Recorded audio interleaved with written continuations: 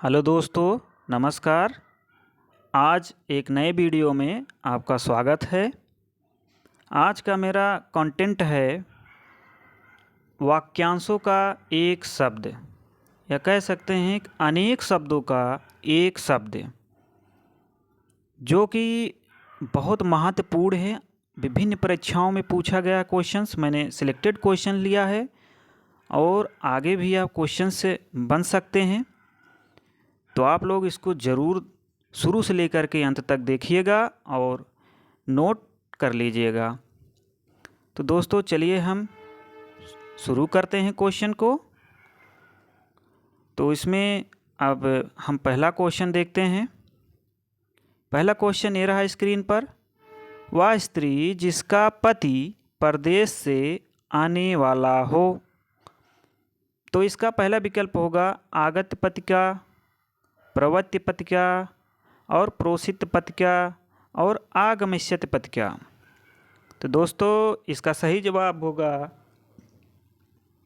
आगमिष्यत पतिका, option number D. तो दोस्तों इसके हम थोड़ा डिटेल से देख लेते हैं सभी विकल्प को। तो देखिए इसमें पहला विकल्प दिया है आगत्य पतिका। आगत्य पतिका का मतलब होता है कि वह स्त्री जिसका पति परदेश से लौटा हो, यानी जिसका पति जो है परदेश से लौटा है उसे आगत्य पतिका कहते हैं। ऑप्शन नंबर बी दिया है प्रवृत्ति पतिका। प्रवृत्ति पतिका का मतलब वह होता है कि वह स्त्री जिसका पति जो है विदेश जाने वाला हो, उसे हम प्रवृत्ति पतिका कहते हैं। ऑप्शन नंबर सी दिया है प्रोसित पतिका। प्रोसित पतिका का मतलब होता है कि वह स्त्री जिसका पति विदेश गया हो। तो दोस्तों आप लोग को समझ में आ गया होगा। तो हम देखते हैं अगला क्वेश्चन। अगला क्वेश्चन ये रहा।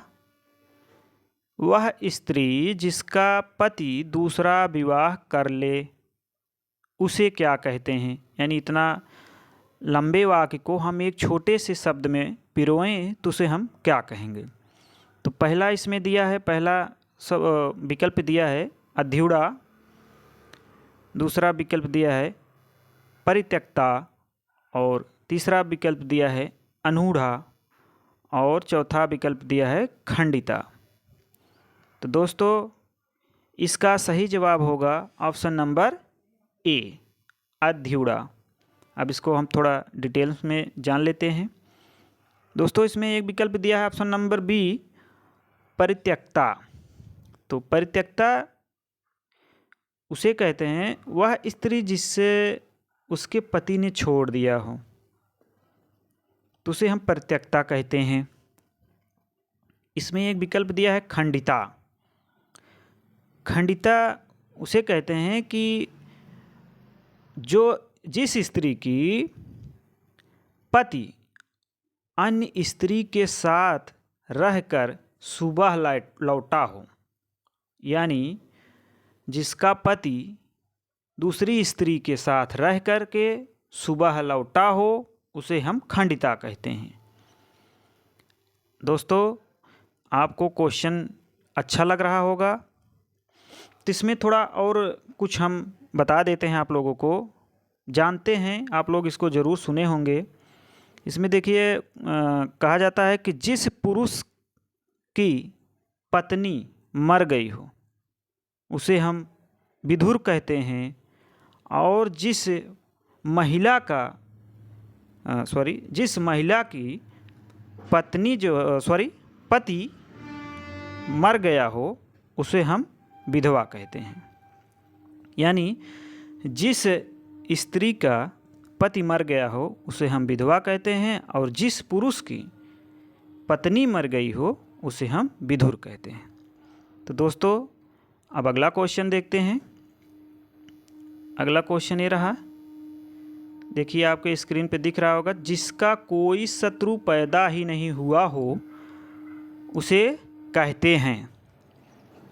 इसमें पहला विकल्प दिया है अजानुबाहु, दूसरा विकल्प दिया है अजात शत्रु, तीसरा विकल्प दिया है अज्ञात शत्रु, और चौथा विकल्प दिया है अजात पूर्व। दोस्तों इसका सही जवाब होगा ऑप्शन नंबर बी, अजात शत्रु, यानी जिसका कोई शत्रु पैदा ही नहीं हुआ हो उसे अजात शत्रु कहते हैं। इसमें ऑप्शन नंबर ए दिया है आजान बाहु।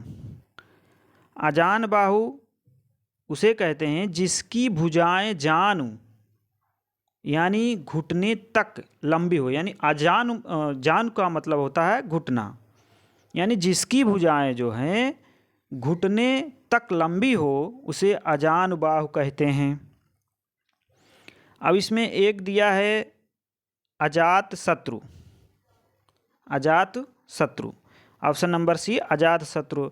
अजात शत्रु से इसमें ऑप्शन नंबर सी दिया है अज्ञात शत्रु, यानी जिस शत्रु की जानकारी न हो, अज्ञात हो, उसे हम अज्ञात शत्रु कहते हैं।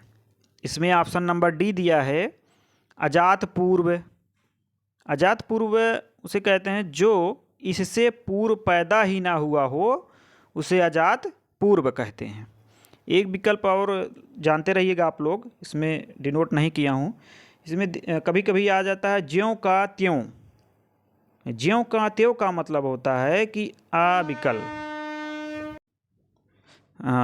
अविकल का ज्यों का त्यों। चलिए दोस्तों अगला क्वेश्चन देखते हैं। अगला क्वेश्चन यह है कि वह भाई जो अन्य माता से उत्पन्न हो कहलाता है। इसमें पहला विकल्प है अन्योदर, दूसरा विकल्प है दूरस्थ, तीसरा विकल्प है औरस और चौथा विकल्प है सहोदर। तो दोस्तों इसका सही जवाब होगा अन्योदर। अन्योदर। तो इसमें और विकल्प दिया है जैसे औरस। औरस का मतलब होता है कि जो विवाहित स्त्री से पैदा हुआ हो, जो विवाहित स्त्री से पैदा हुआ हो उसे औरस कहते हैं, और वह भाई जो अन्य माता से उत्पन्न हुआ हो उसे अन्योदर कहते हैं। एक विकल्प और इसमें दिया है सहोदर। सहोदर का मतलब होता है कि एक ही माता से जन्म लेने वाला, यानी एक ही माता से, भाई बहन एक ही माता से जन्म लेने वाले को हम सहोदर कहते हैं। तो दोस्तों आप लोगों को क्वेश्चन ज़रूर समझ में आ रहा होगा। आज आप लोग कुछ ज़रूर नया सीखें। तो देखिए अब अगला क्वेश्चन हम देखते हैं। इसमें अगला क्वेश्चन दिया है जो बात लोगों से सुनी गई हो। जो बात लोगों से सुनी गई हो, इस वाक्यांश के लिए इसका सही विकल्प होगा। इसमें पहला विकल्प दिया है अश्रुति, दूसरा विकल्प दिया है सर्वप्रिय, तीसरा विकल्प दिया है लोकोक्ति और चौथा विकल्प दिया है किंवदंती। तो दोस्तों इसका सही जवाब होगा ऑप्शन नंबर डी, किंवदंती। तो इसको हम और जान लेते हैं सभी विकल्पों को। इसमें पहला विकल्प दिया है अश्रुति। अश्रुति का मतलब होता है जो ना सुनी गई हो उसे अश्रुति कहते हैं। और इसमें ऑप्शन नंबर बी दिया है सर्वप्रिय। सर्वप्रिय का मतलब होता है जो सबको प्रिय हो। और लोकोक्ति का मतलब होता है लोक, यानी लोगों। लोक का मतलब होता है लोगों द्वारा कही गई उक्ति या वाक्य को ही हम लोकोक्ति कहते हैं। चलिए ज़रूर आप लोग को समझ में आया होगा। अब हम अगला क्वेश्चन देखते हैं। ये रहा अगला क्वेश्चन। किं कर्तव्य विमूढ़ शब्द का सही अर्थ है। दोस्तों इसका जो है, इसको हम ध्यान से पढ़ेंगे। जिसे अपने कर्तव्य का बोध ना हो, और ऑप्शन नंबर बी दिया है जिससे यह ना सूझ पड़े कि अब क्या करना चाहिए, जो कर्तव्य के प्रति सचेत हो, या ऑप्शन नंबर डी जो कर्तव्य से विमुख हो। तो दोस्तों इसका सही जवाब होगा ऑप्शन नंबर ए, जिसे अपने कर्तव्य का बोध ना हो उसे किं कर्तव्य विमूढ़ कहते हैं। इसमें अन्य और शब्दों को हम जान लेते हैं। इसमें जैसे कभी कभी आ जाता है कुमारी। कुमारी का मतलब होता है जिस स्त्री की या लड़की की शादी नहीं हुई हो उसे कुमार या कभी कभी कुंवार भी बोला जाता है। एक और शब्द जान लेते हैं, जैसे कुलांगर। कुलांगर कभी दिया है तो उसको कहते हैं अपने ही कुल का नाश करने वाला हो उसे ही कुलांगर कहते हैं। कभी कभी आता है कुलीन। कुलीन जो अच्छे या ऊंचे कुल में पैदा हुआ हो उसे हम कुलीन कहते हैं। तो दोस्तों आप लोगों को क्वेश्चन ज़रूर समझ में आ रहा होगा। चलिए ठीक है, तो हम अगला क्वेश्चन देखते हैं। अगला क्वेश्चन ये रहा, मोक्ष की इच्छा रखने वाला के लिए प्रयुक्त एक शब्द है, यानी मोक्ष की इच्छा रखने वाले को क्या कहते हैं। इसमें पहला विकल्प दिया है निर्वाण, दूसरा विकल्प दिया है मुमुर्षु, तीसरा विकल्प दिया है मुमुक्षु और चौथा विकल्प दिया है जिज्ञासु। तो दोस्तों इसका सही जवाब होगा ऑप्शन नंबर सी, मुमुक्षु। तो चलिए हम आगे देखते हैं। अभी इसमें और कुछ जान लेते हैं। जैसे मुमूर्षु दिया है तो इसका हम कह सकते हैं कि जिसे मर जाने की कामना हो उसे हम मुमूर्षु कहते हैं, और जिज्ञासु जिसे जानने की इच्छा हो उसे हम जिज्ञासु कहते हैं। चलिए अगला क्वेश्चन देखते हैं। देवताओं का उपवन। देवताओं का उपवन, ये क्वेश्चन कई बार पूछा गया है टीजीटी पीजीटी में, तो दोस्तों इसको ध्यान से पढ़िएगा। इसमें पहला विकल्प दिया है नंदन कानन, दूसरा विकल्प दिया है अशोक वाटिका, तीसरा विकल्प दिया है स्वर्ग और चौथा विकल्प दिया है कोई नहीं। तो दोस्तों इसका सही जवाब होगा option number A, Nandan Kanan, देवताओं का उपवन। देवताओं का उपवन यानी नंदन कानन। जैसे कभी कभार कुछ क्वेश्चंस ऐसे हैं दोस्तों जिसको हमको जान लेना चाहिए, क्वेश्चन बार बार पूछे जाते हैं परीक्षाओं में। जैसे कुशाग्र बुद्धि, कुशाग्र बुद्धि अगर दे देता है तो हम कहेंगे उसके जिसकी बुद्धि कुश के अग्रभाग के समान हो उसे हम कुशाग्र कहते हैं। और एक शब्द और है जैसे दोस्तों कि कर्तव्य चित्त। कर्तव्य चित्त का मतलब होता है जो कर्तव्य से चित्त हो गया हो। चलिए दोस्तों अब हम अगला क्वेश्चन देखते हैं। ये नवा क्वेश्चन है, अन्न को पचाने वाली अग्नि है, यानी अनाज भोजन को पचाने वाली अग्नि है। तो दोस्तों इसमें जठराग्नि दिया है पहला ऑप्शन, दूसरा दिया है बड़वाग्नि, तीसरा दिया है दवाग्नि, चौथा दिया है दावानल। तो दोस्तों इसका सही विकल्प होगा ऑप्शन नंबर ए, जठराग्नि। जठराग्नि दिया हो या जठरानल दिया हो, दोनों का अर्थ एक ही होता है।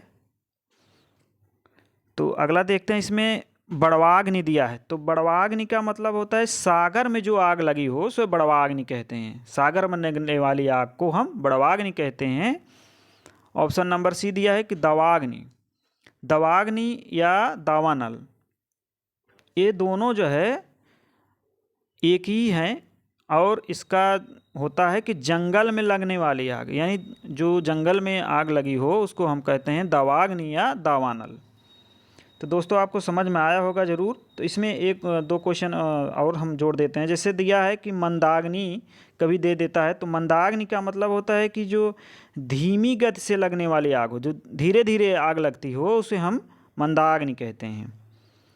और जो विरह के कारण आग लगी हो उसे विराग्नि कहते हैं, दुख के कारण जो आग लगी हो। तो दोस्तों आपको ज़रूर समझ में आया होगा। अब लास्ट क्वेश्चन देखते हैं। अगला क्वेश्चन ये रहा दोस्तों, यहाँ आज का सेशन का ये लास्ट क्वेश्चन है। इसमें दिया है अंत्यज्य। अंत्यज्य शब्द का सही अर्थ है, पहला विकल्प दिया है जो जन्म से अपंग हो, दूसरा दिया है जो जन्म के उपरांत त्याग दिया गया हो, तीसरा विकल्प है जिसका जन्म निम्न अछूत वर्ग में हुआ हो, और चौथा विकल्प है जो जन्म से कुरूप हो यानी भद्दा हो, खराब हो। तो इसका सही विकल्प होगा ऑप्शन नंबर सी, जिसका जन्म निम्न अछूत वर्ग में हुआ हो, अर्थात कह सकते हैं कि जो अंतिम वर्ण यानी शूद्र में जो पैदा हुआ हो उसे ही हम अंत्यज कहते हैं। तो दोस्तों, आज का हमारा क्वेश्चन या कंटेंट कैसा रहा आप लोग कमेंट में ज़रूर बताइएगा और अपना स्कोर भी बताइएगा, ताकि आप लोग जब कमेंट करेंगे हमको जो है प्रेरणा मिलेगी कि आप लोग कैसे क्वेश्चन से चाह रहे हैं, आप लोग को क्वेश्चन समझ में आ रहा है कि नहीं आ रहा है। तो इससे प्रेरणा मिलेगी हम, ताकि जो है इसी तरह से वीडियो बनाते रहें आप लोगों के लिए, और आने वाली परीक्षाओं में जो है ये महत्वपूर्ण साबित हो। तो दोस्तों, कमेंट ज़रूर करिएगा और चैनल को सब्सक्राइब कर लीजिएगा और बेल आइकन घंटी को दबा करके जो है अभी हम लोग,